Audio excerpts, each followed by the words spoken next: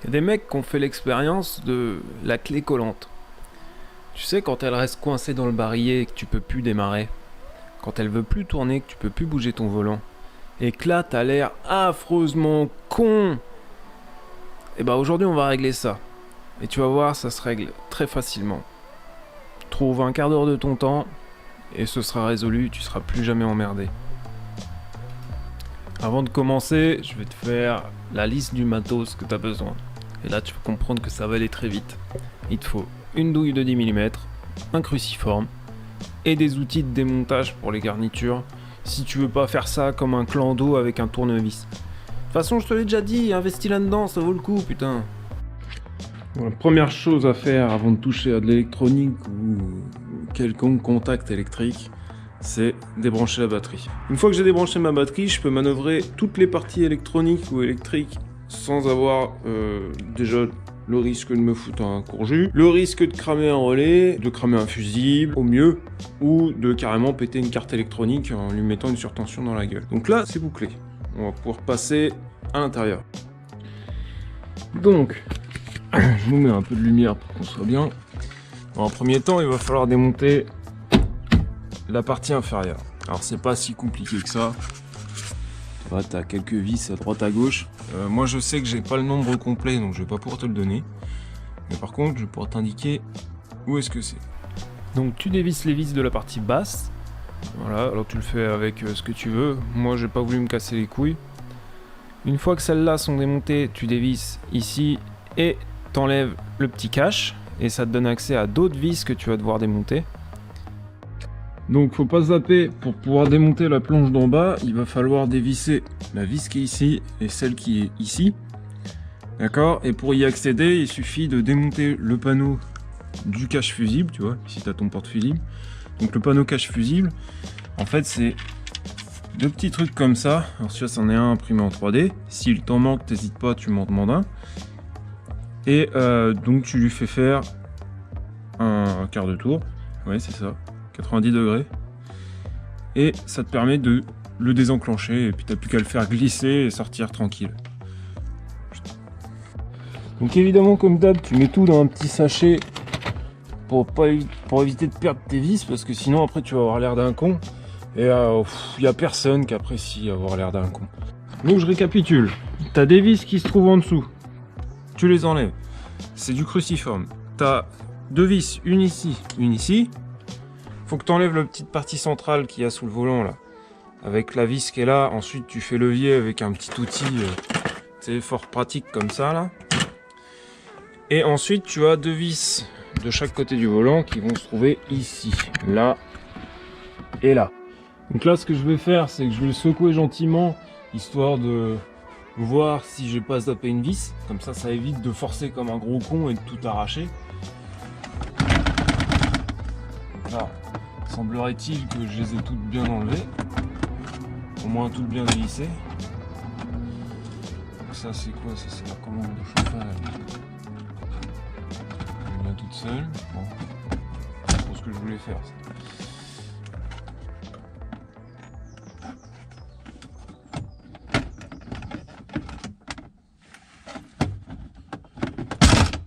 Voilà.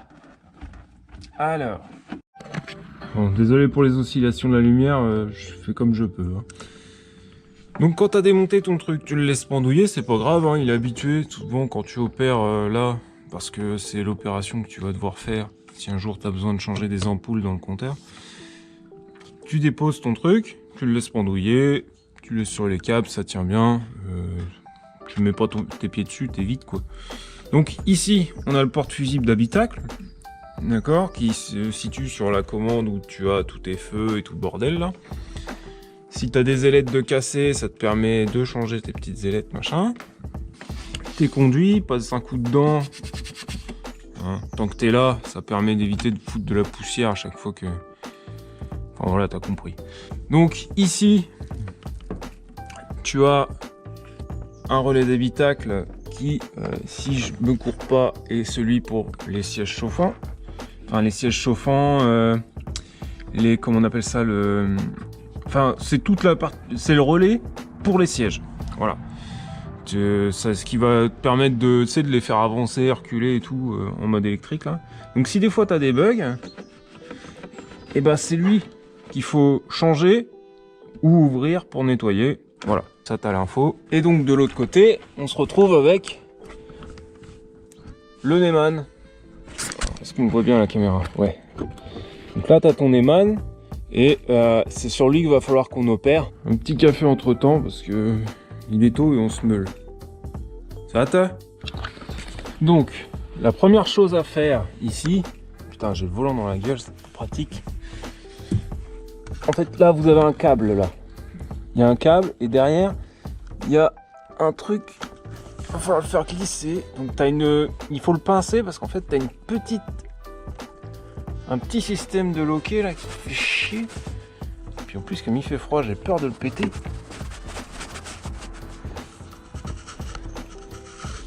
Ouais mais si c'est bon je l'ai. A few moments later. Enfin réussi à le retirer. En fait vous voyez il faut pincer des deux côtés là sous mes doigts là et là. Voilà. Tu pinces, tu pousses en avant et ensuite tu fais tomber. Tu vois il faut que les petites tablettes que tu as sur le côté là, elles arrivent en face des creux que tu as là. Il y en a un là, un là, donc tu fais avancer et ensuite tu fais tomber. Oh la ferme, toi là-haut là! Putain de chouka! Bon, pour la suite, il faut que tu te donnes un peu plus de place parce que tu vois, en fait, c'est un peu. C'est aussi large qu'un trou du cul de souris, donc en fait, pour passer tes doigts et tes outils, c'est un peu de la merde. Donc, tu vas dévisser la petite vis que tu as là, voilà, pour qu'on puisse dégager le panneau qui fait le dessus là, parce que sinon, on va pas s'en sortir. J'essaye de faire en sorte que tu vois correctement, mais c'est un peu de la merde en fait là. Donc là, on va retirer ce truc là, tu vois, faut presque l'arracher, mais pas tirer trop fort parce que t'as un fil qui le relie ce truc là. Donc lui, on va le laisser pendouillant, on va essayer de démêler les fils un peu, voilà. Ensuite, ce truc là, il vient tout seul. Alors, il vient tout seul. Mais comme il fait froid, on va essayer de ne pas le péter. Donc on va prendre les petits outils.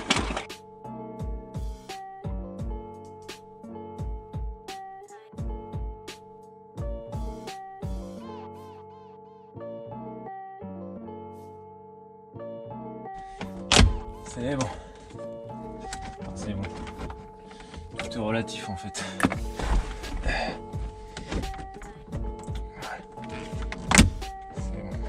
Là c'est bon. Donc quand tu démontes ce truc là, cet immense daube, on va aller se mettre à la lumière. Donc tu vois, ça fait toute la largeur. Donc tu démontes la vis qui est là. Et ensuite il faut le faire presque, il faut le faire pivoter comme ça vers l'avant. Pour qu'en fait les trois grosses tablettes que tu as là, elles passent sous le pourtour du compteur, tu vois. En gros, elles sont coincées à l'intérieur comme ça, et toi, il faut que tu fasses tourner le panneau comme ça pour pouvoir les faire démonter. Le plus dur, ce sera de le remettre, à mon avis.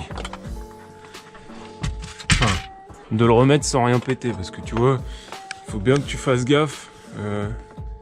Ça a tendance à bouffer l'espèce de revêtement qu'il y a sur le plastique, tu vois. Ça raille pas le plastique, mais ça raille le revêtement. C'est un peu ce que je reproche à cette bagnole au final, c'est que tous les revêtements qu'ils ont mis sur les plastiques, tu vois, ça se barre tout seul. De ce côté-là, ils n'ont pas été très malins. Bon, à partir de là, maintenant, je découvre comme toi. Donc on va le faire ensemble, et encore une fois, c'est bien la preuve que si j'y arrive, tu peux y arriver.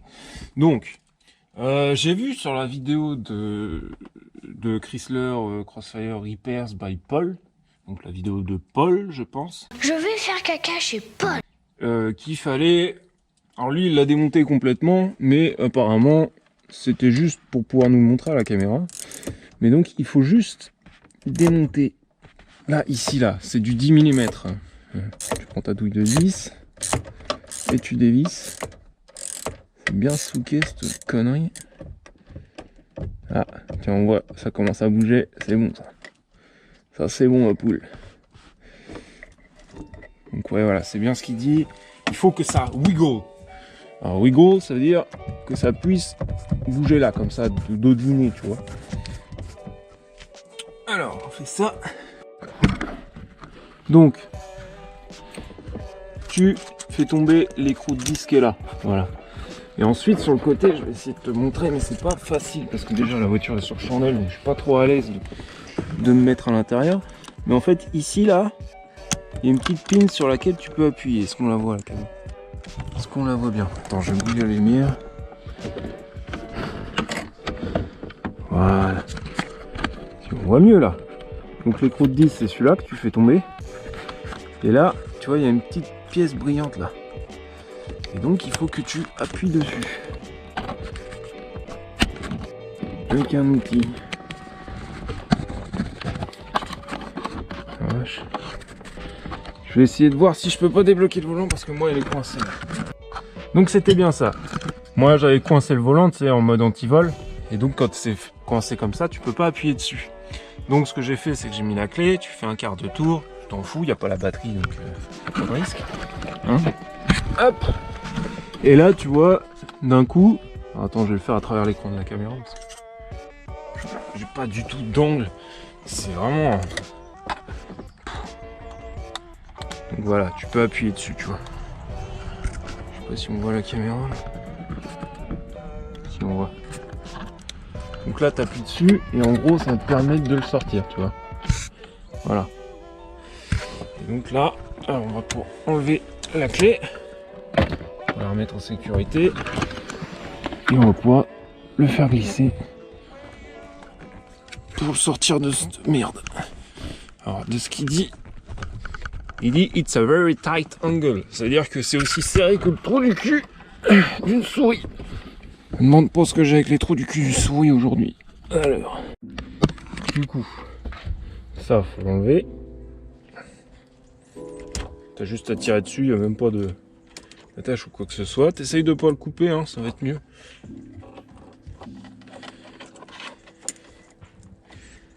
Et voilà. C'est ça. Il faut l'amener comme ça. Voilà. Regarde ça. Regarde ça. En fait, alors, tu vois, le truc est assez long en fait. Et là, t'as un... Merde, oh, putain, on voit rien dedans. Ici, t'as un retour en fait en métal qui tient ta console centrale. Et du coup, si tu le tournes pas dans cet angle précis, donc que tu le fais pas tourner... En gros, faut qu'il ait le truc de la clé, faut qu'il regarde le ciel, tu vois. Donc tu le fais tourner et ça loge juste là, tu vois. Vraiment, c'est ajusté un truc de malade, quoi. Donc tu le tires, voilà. Et donc on va pouvoir voir un peu plus en détail ce qui se passe là-dedans. Donc à savoir, ici, je vais prendre mon petit pointeur parce que mes gros doigts... Hein. Donc là, tu as la fameuse pin, d'accord, qui fait chier tout le monde. Et de ce que j'ai compris, c'est ce truc-là qu'on doit démonter. Donc, ça on le sort. Voilà. Hop. C'est beau, hein? C'est beau d'en arriver là. Attends, parce que la lumière fait chier. C'est aussi. Donc tu le sors, tranquille. Et après, il n'y a plus qu'à opérer. Alors à partir de cet endroit-là, tu n'es pas obligé de démonter complètement le barillet pour l'opérer. Tu peux le laisser sur la voiture, mais je te conseille fortement de l'enlever pour le remettre après. C'est plus pratique et tu vas moins t'emmerder quand même. Bon, tu démontes le connecteur, d'accord? Donc ça peut être un peu serré, donc faut pas que tu hésites à tirer, surtout qu'il y a les... C'est bien fait, tu peux bien tirer dessus, il y a les appuis comme il faut, et c'est mieux si je mets de la lumière. Tu démontes, tu prends ce truc là, et on se retrouve dans un endroit un peu plus approprié pour regarder. Donc, l'objet du délit, il se trouve derrière la petite plaque que tu as là, juste sous mon pouce, d'accord? Et il va falloir qu'on la retire. Donc on va la mettre dans un étau, pas besoin d'un gros étau, hein. Bon, la GoPro a crash, alors évidemment j'ai pas pu filmer quand je l'ai foutu dans l'étau. Mais c'est pas grave, je m'en suis rendu compte à temps. Donc, en fait, ce que j'ai fait avec un tournevis plat, là, tu t'abases de ce côté-là, là. Tu fous 2-3 coups de marteau pour plier le truc. Puis tu viens avec un petit petit outil pointu comme ça, te loger dans une carre, tu tabasses, d'accord? Et une fois que c'est tabassé, et ben normalement, on devrait pouvoir l'ouvrir. Hop. On va essayer de faire autre chose que comme toujours. Voilà.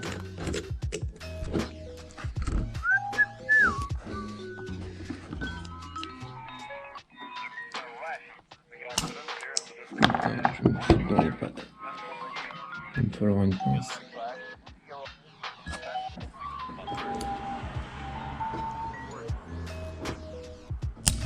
Voilà. Donc tu fais sortir ton petit truc là, parce que la GoPro filme toujours. Là. Tu le fais sortir ça, et donc tu as un petit ressort là, tu vois. Donc c'est pour ça que c'est important de tabasser de ce côté-là, faut éviter de tabasser ici, tu vois. Le mieux c'est, voilà, tu vois ici tu as deux repères là, qui te servent à maintenir la petite plaque. Tu tapes au milieu parce que au milieu, tu vois, c'est plus creux. Donc comme ça, tu vas pouvoir plier ta petite plaque plus facilement. Et ensuite, tu peux l'attraper avec une pince ou tu te démerdes, tu prends un tournevis, tu fais levier et tu l'ouvres.